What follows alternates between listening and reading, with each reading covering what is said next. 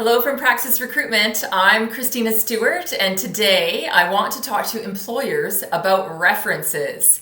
I hear a lot of people asking me, a lot of clients and employers and hiring officers asking, are references still important? Yes, unequivocally, yes, they're still important.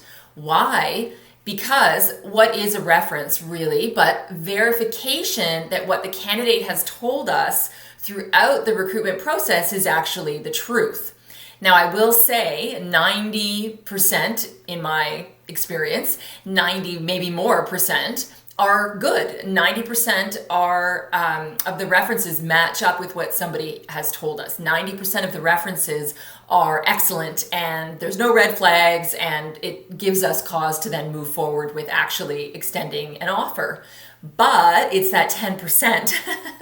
It's that margin where somebody has inflated what their capabilities are, or perhaps they don't have the skill set, or they don't have the attitude that you want to bring into your business. And so better safe than sorry, certainly when it comes to referencing. And plus, if you've got a great candidate, don't you want to hear all the wonderful things that their past employers and colleagues have to say about them? It sort of launches well into them working with you. All right, so definitely, are they important? Yes. So who do you ask? So the first thing I want to say on that is I like to do a 360. So I like to talk to somebody who they reported to, somebody that they worked with as a peer or colleague, and somebody who reported to them. I also love to speak with consultants or somebody outside the organization that they worked with, some sort of stakeholder relationship. Definitely, I never do less than 3. Sometimes I do 6.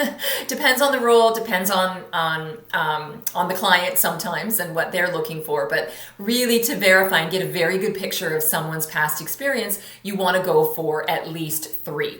All right, and so then when do you do referencing? When? So for me, in my recruitment business, I like to wait until the client has made a decision on who they want to move forward with. Sometimes I'll do one. I will talk with one person that they reported to before I send the applicants along to the client, just to verify in one case that everything's kind of on the up and up.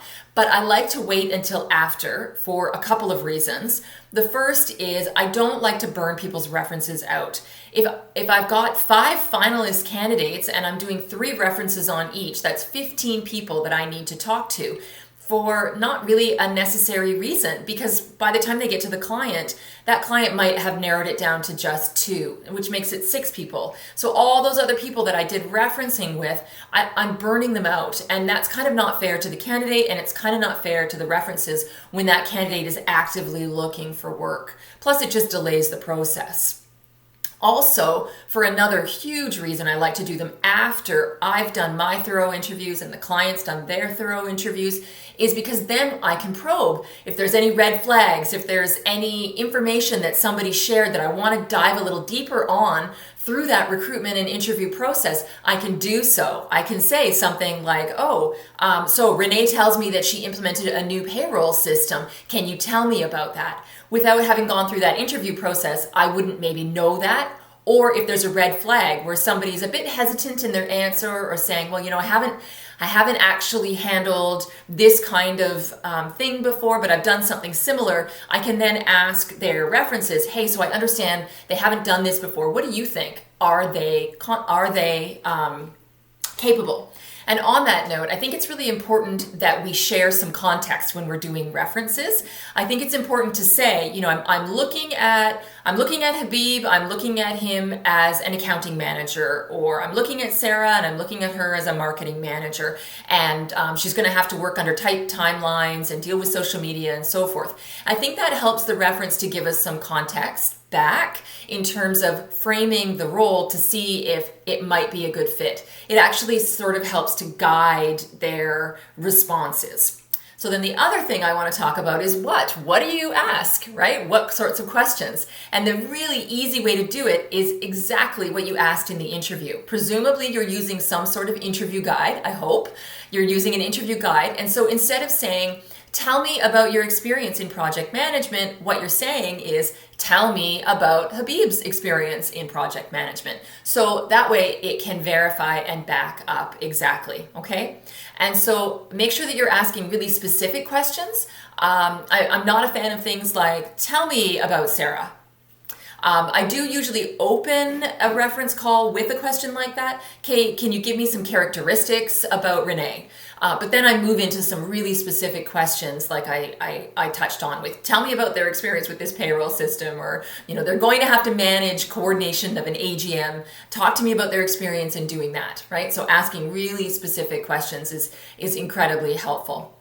And then listen. Don't interrupt. I think we have a tendency to have sort of conversations with people, but we need to treat these in the same way that we would treat the interview. And I think sometimes we have this tendency to want to finish people's sentences to sort of help them along, but don't do that. As the reference is thinking about what they want to say, they might be hesitating and trying to form words. You wouldn't want to fill in the blank for them. You want to wait and see exactly what it is that they're saying. Listen, take some notes, ask probing questions if something doesn't make sense, and then just carry on. The other piece I want to talk about is, what if you get stymied by HR? What if you've got a great candidate and they come from an organization where the human resource policy is we don't do references, right? So yes, that happens, but there are some workarounds. Often the candidate can find a peer or a colleague or someone they worked with who perhaps has left the organization and doesn't feel compelled to follow along under those policies anymore because they're not there anymore. But beyond that, as I just mentioned before, actually, perhaps there's a lawyer or a consultant or some sort of external stakeholder that they worked with who doesn't fall under the same parameters, but who can speak to the context of their work at that place and in that environment. Okay? So there are workarounds to those sticky HR policies.